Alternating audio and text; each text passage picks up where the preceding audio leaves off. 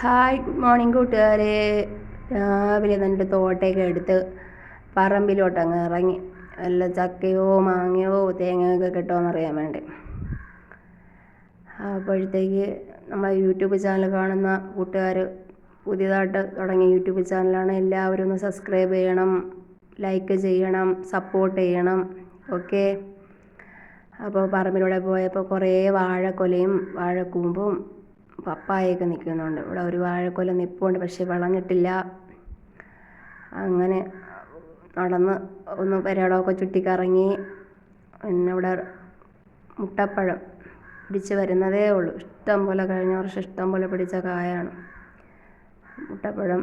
ഒരുപാട് ഈ ചെടിയിലുണ്ടായിരുന്നു. അങ്ങനെ മുട്ടപ്പഴമൊക്കെ നോക്കി അതിൻ്റെ വീഡിയോ ഒക്കെ എടുത്ത് പിന്നെ വീട്ടിലോട്ട് കയറി വന്നു. അപ്പോഴും പയറൊക്കെ പറിക്കാമെന്നും പറഞ്ഞ് വന്നു.